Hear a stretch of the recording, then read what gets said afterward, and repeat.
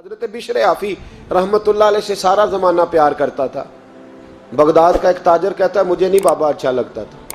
ہمارا اپنا اپنا ذہن ہے نا, ہم کہتے ہیں میں نے جدھر ساری دنیا جا رہی ہے وہاں نہیں جانا.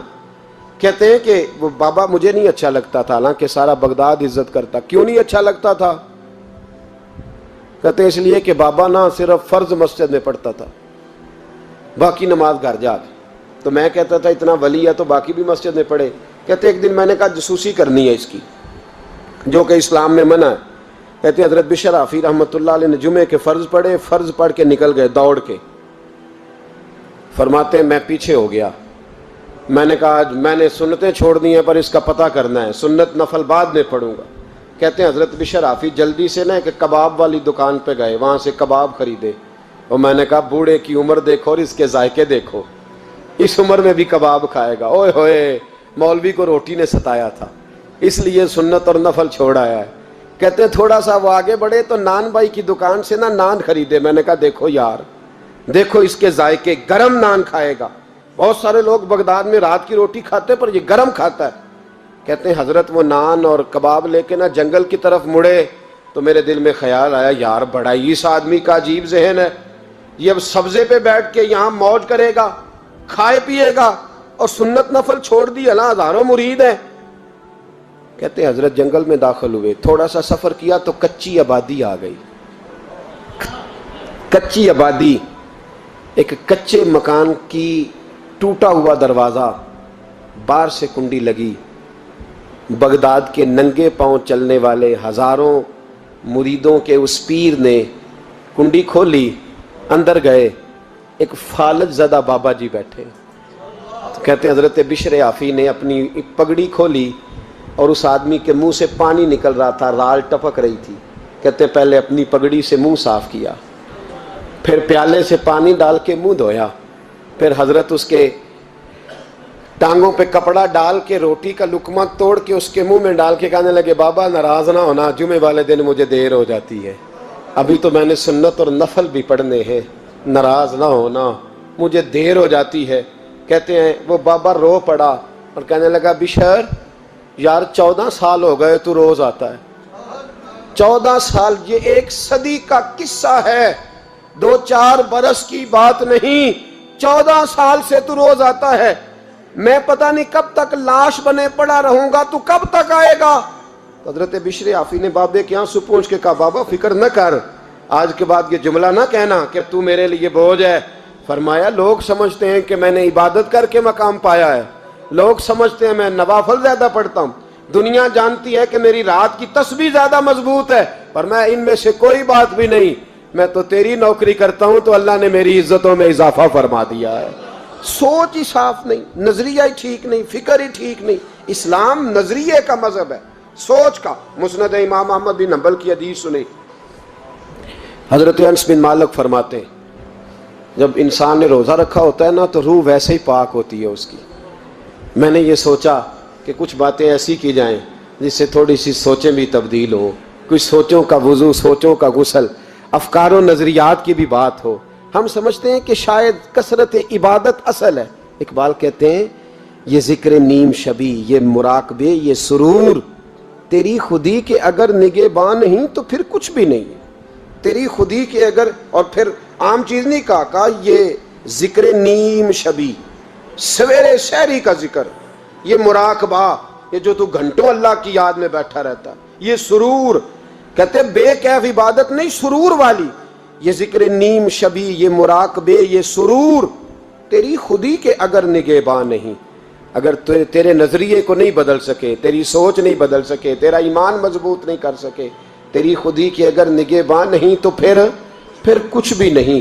اور خرد نے کہہ بھی دیا لا الہ الا اللہ تو کیا حاصل, دل و نگاہ, دل و نگاہ, دل و نگاہ اگر مسلمان نہیں تو پھر کچھ بھی نہیں. دل و نگاہ. اقبال کہتے ہیں ایک دل کا کلمہ پڑھ, دوسرا نظر کا کلمہ پڑھ, ان پہ پابندی لگا.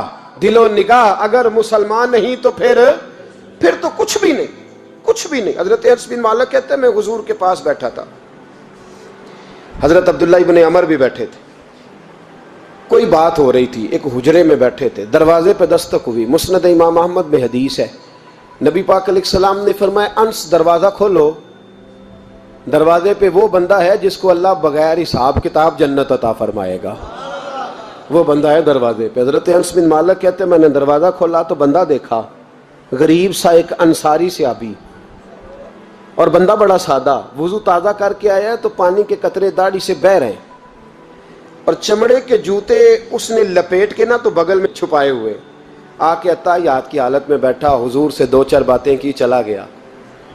ہم اس کا رنگ دیکھتے رہے اور مصطفیٰ کا کرم دیکھتے رہے۔ اس کو حضور نے جنتی کہا ہے۔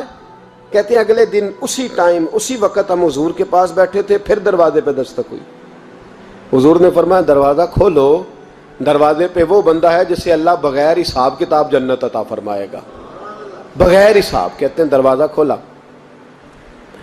اور جیسے ہی میری نظر پڑی، بندہ بھی وہی ہے جو کل آیا تھا، اور انداز بھی وہی ہے جو کل تھا، اسی طرح پانی کے قطرے، اسی طرح جوتے بغل میں، السلام علیکم، کل حضور فلاں بات کی تفصیل پوچھنی مجھ سے رہ گئی تھی، غلطی ہوگی، دوبارہ آیا ہو۔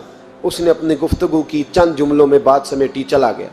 فرماتے ہیں اتفاق کی بات کہ دن تیسرا، بندے بھی ہم دونوں، میں اور عبداللہ ابن عمر، حضرت انس بن مالک کہتے ہیں دونوں بیٹھے تھے، سیم ٹائم سیم ڈے۔ پھر دستک ہوئی، حضور نے فرمایا دروازہ کھولو، اور مسکرا کے فرمایا دروازے پہ وہ بندہ ہے جسے اللہ بغیر حساب کتاب جنت عطا فرمائے گا۔ کہتے ہیں کھل اٹھے ہمارے چہرے، باہر گئے، دستک ہوئی تھی، دروازہ کھولا۔ فرماتے مجھے یقین تھا وہی ہوگا جو 2 دن پہلے آیا تھا، اور میرے یقین کے مطابق ہی کام ہوا، وہی بندہ تھا جو کل بھی تھا، جو پرسوں بھی تھا، حالت اور کیفیت اور انداز بھی وہی تھا۔ پانی کے قطرے بہہ رہے ہیں، اور اس شخص نے جوتے بغل میں دبائے ہوئے خدمت میں حاضر ہوا، بیٹھ گیا، بات چیت کی، چلا گیا۔ حضرت انس بن مالک کہتے ہیں تھوڑی دیر ہوئی تو حضور بھی تشریف لے گئے۔ حضرت عبداللہ ابن عمر مجھے کہنے لگے یار ویسے کتنے اس کے نصیب ہیں، کتنے نصیب ہیں، کوئی آیا لے کے چلا گیا، کوئی آیا لے کے چلا گیا، کوئی عمر بھر بھی نہ پا سکا، میرے مولا تجھ سے گلا نہیں، یہ تو اپنا اپنا نصیب ہے، یہ تو اپنا اپنا، اور نہ کسی کے حال پہ طنز کر، نہ کسی کے غم کا مذاق اڑا، وہ جسے چاہیں جیسے نواز دے، یہ مزاج لطف رسول ہے صلی اللہ تعالی علیہ وسلم۔ کہتے ہیں ہم لوگ گفتگو کرنے لگے، عبداللہ ابن عمر مجھ سے کہنے لگے یار ویسے پتہ کرنا چاہیے یہ کون سا عمل کرتا ہے، پتہ کرنا، جیسے ہم نہیں پتہ کرتے کہ یہ بندہ بڑا چمک گیا، پتہ کرو کون سا کاروبار کرتا ہے، ذرا اس کی جاسوسی تو کرو۔ اور بندے بھی بڑے سمجھدار ہیں، وہ سائیڈ بزنس نہیں بتاتے، وہ کہتے ہیں وہ جو میرا علیحدہ ہے وہ نہیں بتانا، کہیں یہ نہ شروع کر لے۔ حالانکہ انسان کے پاس جو خوبی، جو اللہ نے اسے دولت دینی ہوتی ہے، وہ اپنا اپنا نصیب ہوتا ہے، وہ گھر میں بیٹھے بھی اللہ عطا کر دیتا۔ وہ کہتے ہیں کہ پتہ کرو کیا عمل کرتا ہے، تو حضرت عبداللہ ابن عمر کہتے ہیں میں اس کے پیچھے ہو گیا، اس سے سلام لی، تو میں نے کہا مجھے 2-3 دن کے لیے مہمان بنا لو گے، مان نہ مان میں تیرا مہمان، 2-3 دن کے لیے مہمان بنا لو گے؟ تو کہتے ہیں مجھ سے کہنے لگا کوئی گھر میں جھگڑا ہو گیا ہے، کیونکہ پڑوس میں تو تمہارا، قریب ہی تو تمہارا گھر ہے، میرے مہمان بننے کو کچھ جھگڑا ہے؟ تو میں نے کہا چلو ایسے ہی سمجھ لو، پر مجھے مہمان بنا لو۔ کہتے ہیں میں 3 دن اور 3 راتیں اس شخص کے ساتھ رہا، وہ کتنا صدقہ کرتا ہے میں نوٹ کرتا رہا، نماز کتنی پڑھتا ہے، اس کا کیا، میں چاہتا تھا کہ وہ عمل مجھے ملے۔